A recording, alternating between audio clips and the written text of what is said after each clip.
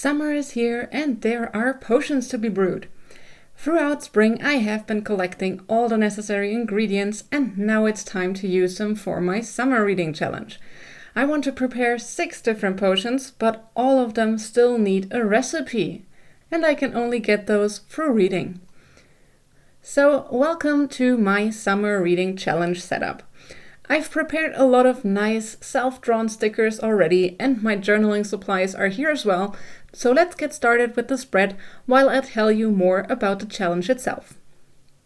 If you've followed this channel for a while, then you've probably seen me do my spring reading challenge, which was all about growing different types of plants and collecting them all to have them prepared for the Herbologist Society. Now, after collecting so many herbs and flowers during the spring challenge, the Herbologist Society still needs further assistance from our lovely character and the little herbologist that we were following to brew all the requested potions. And each of these potions uses different ingredients and requires a specific recipe. These recipes are not yet known by our herbologist, so she needs to read up on them so that she can figure out what she needs to do with the ingredients she has already prepared and how to finalize these potions and one powder. To find these recipes, of course, we need to read some books. So each of the different potions has a different prompt that fits with some type of book that I am going to read in the coming 3 months. So this challenge will run from the beginning of July till the end of September.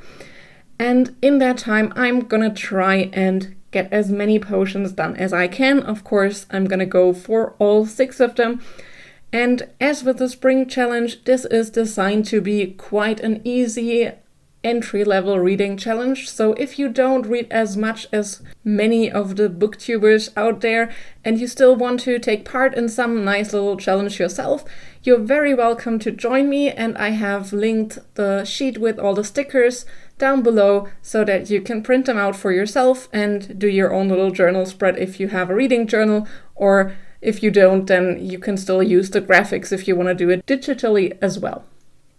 For myself, I'm going to write a little story about each of the customers that are requesting these different potions as well, and I'm gonna go and have this story be inspired by the book that I read. So I'm gonna classify that as hard mode. If you want to do it, you're very welcome to, but of course you don't have to. And the nice thing is that because those stories are supposed to be inspired by the books that we read for them, I think it will get a lot of funny different stories as well. So I'm excited for that. I will also try to mostly use my own books for this. So as much as I can, I want to read from my physical TBR. But if I can't fit one of the prompts, then of course it's okay for me to take a library book as well. But enough of that, and our challenge spread is already looking nice as well.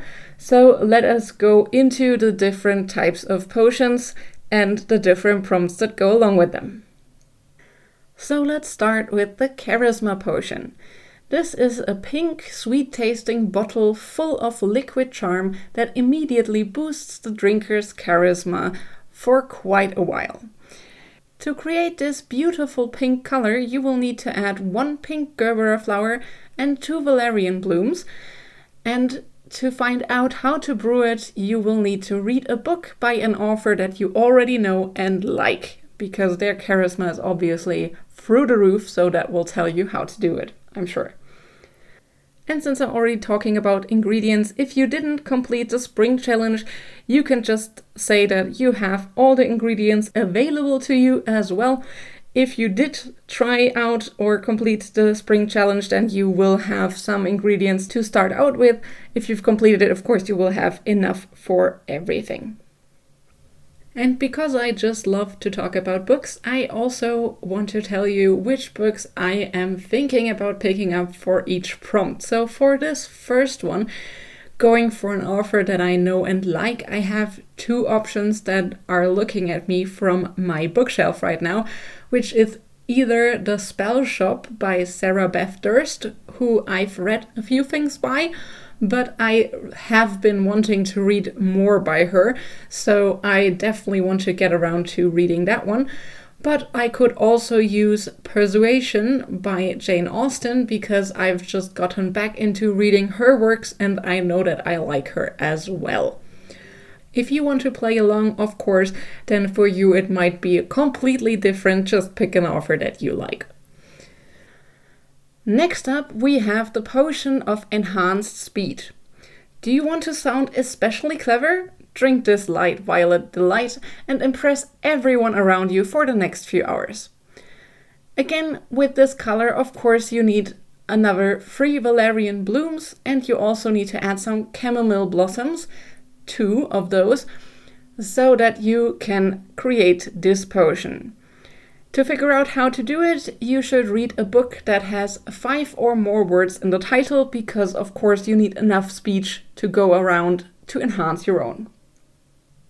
It might not sound that easy to find a book with 5 or more words in the title, and actually, to be completely honest, I was looking through my bookshelves for quite a bit because I don't have a lot of books like that myself. Anyways, I did find A Natural History of Dragons, which would count for this prompt. And then there are a few books that I want to read that are on my wish list at the library, like The Ornithologist's Field Guide to Love, or also The Lion Women of Tehran. So I think if you look for it, you will definitely find a book that fits this prompt for you as well. The third thing to brew is actually a powder instead, and that is the powder of animal strength. This green powder helps its user gain almost animal-like strength for a few minutes, which of course is ideal for hard labor.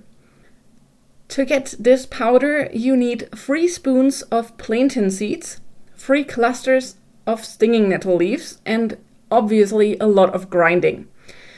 And because this is animal strength that you're looking for, to find out how to do it, you need to read a book with an animal name in the title. And talking about books with animal names, well, for me, because I love to read about animals, that's quite a lot of books actually. So I have decided to pick out just 2. I think I'm probably gonna go for The Ghost Cat, because I bought that in Edinburgh and I really want to get around to it, but I seem to somehow never just fit it on my TBR for the month. And the other one that I could also use, but that is a lot thicker and will take a lot longer to read, is The Raven Scholar, which I was looking for a long time and finally decided to pick up for myself. So I bought it and now I have it on my shelf. And if I find the time for it, that might be a good option as well. But you might have noticed that some of the books that I used for the earlier prompt ideas also have names of animals in the title. So I can do a lot of swapping around if I really want to. And with that, we have already gone through the 3 simple potions that don't have as many ingredients and that also have quite easy prompts. So let's head over to the other 3, which are a bit bigger and a bit harder to do maybe. At least in terms of ingredients, I think the prompts are still fine. Next up is the potion of Speediness. This orange drink might taste a little bit spicy, but afterwards you will run like a champ, so it's definitely worth it. Just make sure you outrun every danger before it wears off.